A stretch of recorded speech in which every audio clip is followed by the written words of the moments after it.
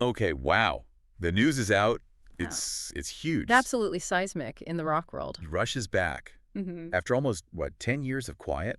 Yeah. The 50-something tour, 2026. I mean, the press release, the socials, it just dropped like a bomb. It really did. And it's loaded with emotion, right? High hopes, but also complexities. Definitely. So that's our mission for this deep dive. We need to unpack this, understand the why now, after everything, especially after Neil. Right. And the how. I mean, the drummer situation is obviously key. The elephant in the room, yeah. Exactly. And then the what? What does this tour actually look like? 7 cities. How does that fit their whole legacy? Okay, so let's set the scene. The announcement itself, that was October 2025, came straight from Geddy Lee and Alex Lifeson. Both 72 now, yeah. It's been a long road since R40 ended in 2015. A very long road. And obviously a very sad period after that tour, leading up to Neil Peart's passing in January 2020. Glioblastoma, and he was only 67. Such a loss. And what's really striking in the announcement, the way they framed it, it wasn't about, money or just nostalgia. No, it felt different. Very candid. They basically said, and this is a direct quote, "We thing miss it." Huh. You gotta love that honesty. Right. But with Rush, it's never just about missing the stage, is it? This band, their whole thing, it's practically academic, studied. It feels like continuing a project. Yeah, that makes sense. A project they maybe didn't feel was quite finished. We know they'd been jamming, right?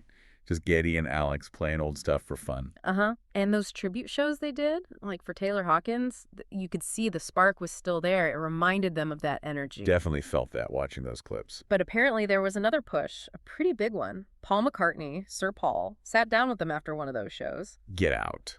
Really? Yeah, and he apparently told them they had to get back out there. He even passed on some advice, saying, Ringo says, it's what we do. Wow. Advice from Ringo via Paul McCartney. That's some heavy encouragement. Doesn't get much heavier. Still, though, 7 cities. It feels, I don't know, limited compared to the old Rush machine. Is this just dipping a toe back in, maybe see how it goes financially? Or is it really just this is what they can or want to do? That's a fair question. But given their age and remembering why Neil retired the physical toll, his perfectionism. Right, he couldn't do it at 99% anymore. Exactly. So this limited run, it feels more curated, maybe more about the art and the personal need than, say, a massive stadium grind. The logistics kind of support that. Okay, so what are the details? Where and when? It runs from June through September 2026. Pretty tight schedule. 7 cities total, U.S., Mexico, Canada. Covering the bases? Any key stops mentioned? Oh, yeah. They're doing multiple nights in big venues, kicking off in L.A. at the Kia Forum, June 7th. Nice. Then hitting Madison Square Garden in New York, July 28th and 30th. And crucially, hometown shows in Toronto, Scotiabank Arena, August 7th and 9th. Gotta do Toronto. And the format. Classic evening with style, so no opener, just Rush. 2 full sets each night, spanning their whole career. An evening with Rush. 2 sets. That's still a serious undertaking, even for just 7 cities. A 2-hour-plus show. Oh, absolutely. They've apparently been rehearsing hard. Got about 35 songs worked up. 35. Wow. Yeah, and the plan is to switch the set list up nightly, which is great for fans going to multiple shows. Keeps it fresh. But Alex Lifeson made it clear every single night, no matter the set list, will include a dedicated tribute to Neil. That's essential. Has to be done. Which, of course, leads us right to it. The drum chair. The big one. Replacing the irreplaceable Neil Peart. His decision to retire after R40 was about preserving that perfection, wasn't it? Yeah. The physical demands were just too much for the standard he set. Precisely. And Geddy acknowledged, you can't replace Neil Peart. It's impossible. But they found someone pretty incredible. Okay. Who is it? Anika Nilles. She's a German drummer. She'll be 42 for the tour. Really well known in the jazz fusion and prog scenes. Technically brilliant, very modern approach. Anika Nilles.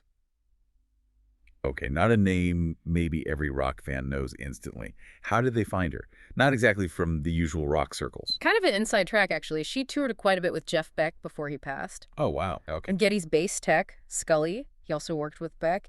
And apparently Scully just raved about her, called her not just powerful, but incredibly musical. High praise, especially coming from someone who knows Geddy's world. For sure. And she's got the credentials awards from Drumming Magazine's solo albums, one even hit like #3 on the iTunes jazz charts. She definitely has the chops. But chops aren't everything with Rush, are they? Peart's drumming. It was so tied into the song structure, the feel, the whole philosophy of the band. The announcement said she came to it without preconceptions. Isn't that a risk? Could change the sound too much for the diehards. That's the absolute core of the challenge, isn't it? And Geddy admitted that, yeah, she came in fresh. They knew they couldn't just ask her to copy Neil note for note. That wouldn't work. So instead, Geddy and Alex had to really work with her. Explain the why behind certain fills, the dynamics, the intention. They basically had to help her get into Neil's headspace and his feel, as they put it. So trying to capture the spirit, not just the notes. Exactly. They're clearly thinking about the fans who know this music inside out. And, the fact that this is happening suggests the experiment worked. The rehearsals must have clicked. Seems like it. Geddy said the chemistry was undeniable. Hearing the songs come back to life with her, it, quote, started to put a charge in us. Which actually raises another point about adapting the sound. Oh, what's that? Well, it looks likely, according to the release, that they're adding a fourth musician. A fourth member. Yeah. For Rush. On tour. Yeah, probably a keyboard player, which would be a first for a major Rush tour, right? Breaking the power trio mold. Whoa. Okay, why? It's actually pretty practical. It's about freeing up Geddy Lee. How so? Yeah. He's always handled keys and bass. Exactly. Juggling those incredibly complex bass lines while triggering keyboard parts, especially on songs like, Tom Sawyer, it's insane. Yeah, watching him do that live was always mind-boggling. So adding a dedicated keyboardist lets Geddy just focus on being the bass player, which, let's be honest, is already more than a full-time job with their music. It could really let him cut loose on bass. Huh. That's actually really interesting. Seeing Geddy Lee step out from behind the keyboard fortress. It'll look different. Maybe Alex will finally get to work on those dance routines he joked about. Maybe so. But seriously, that move to a four-piece, it links back to the set list, doesn't it? 2 career-spanning sets, digging deep into that complex catalog. 35 songs rehearsed. Yeah, they'll need the extra hands, musically speaking. And speaking of the catalog, let's look at what they actually played most over the years. The data's pretty revealing. Right, because fan assumptions about the hits aren't always accurate with Rush. Not at all. Okay, so get this. The single most performed piece in their live history, if you exclude cover songs, isn't even a song. Let me guess. The drum solo. Bingo. Drum solo. Clocked at 1510 times. 1,500 times. That's staggering. And that really speaks volumes about Neil's importance, his stamina, composing new solos tour after tour. It's a monument, like you said, a testament to his artistry and endurance over 40 years. Just incredible. So what about actual songs? Well, topping the list is 2112 Part 1 Overture, played 1,392 times. The Prague epic opener. Makes sense. Followed closely by the Temples of Syrinx, 1,309 times, and then Closer to the Heart at 1,264. Okay, so the big conceptual stuff and what are the more melodic hits, where does something like Tom Sawyer fit in? Everyone assumes that's number 1. It's actually further down, still massive, of course, 1,168 times, but not the absolute most played. That's fascinating. It really shows they stuck to their prog roots, prioritizing that conceptual core, even over their biggest radio song. It says a lot about where their artistic heart always was. And, to really appreciate that complexity, you got to dig into the little details they buried in these songs. The trivia is amazing. Yeah, give us a few examples, the stuff that shows that obsessive, almost academic attention to detail. Okay, perfect example for anyone flying into Toronto for the shows. The instrumental YYZ. Yeah, pronounce YYZ, the airport code. Right. But it's more than just the title. That opening rhythm on the ride symbol, that's the actual Morse code for YYZ. Seriously, what is it? It's dot dash dot dot Y, dash dot dot Y, dash dot dash dot Z. They literally played the airport code. That is peak Rush right there. Yeah. Embedding Morse code. Wow. And another one, linking to their fascination with space.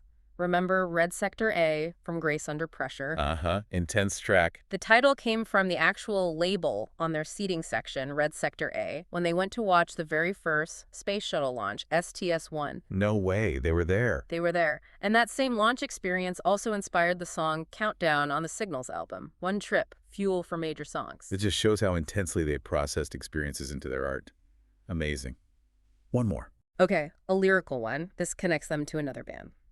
In The Analog Kid, Neil wrote the line, "Too many hands on my time." Yeah.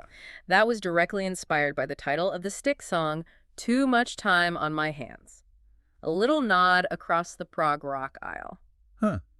Never knew that. Okay. Okay, so wrapping this up, What does this all mean for us, for the listener, in 2026? Well, I mean, it's a celebration, right? A celebration of this incredible 4-decade legacy. We get the introduction of Anika Nilles, who sounds phenomenal. And potentially a four-piece Rush, tackling deep cuts and classics. It's exciting. It really is. But it's more than just rock and roll nostalgia. We're seeing the continuation of a musical philosophy, something with real academic weight. You mentioned they're studied. Oh, yeah. Rush is literally the only rock band cited in the Journal of Ayn Rand studies. Their work gets analyzed in places like the Journal of Ocean and Coastal Management, believe it or not, and journals on pop culture theory. They transcend genre. So this return, Yeah. it's not just playing the old hits. It's keeping that philosophical engine running. Exactly. So when Geddy Lee and Alex Lifeson walk out there with Anika Nilles and maybe a keyboard player, they're doing more than performing songs. They're extending this intricate musical and lyrical project that scholars actually debate. Right. Which leaves us with a final thought, really. Something for you listening to mull over. What new ideas, what new philosophical currents might this 50-something tour stir up? How will this unexpected new chapter with a new dynamic influence how we think about and maybe even study progressive rock in the future?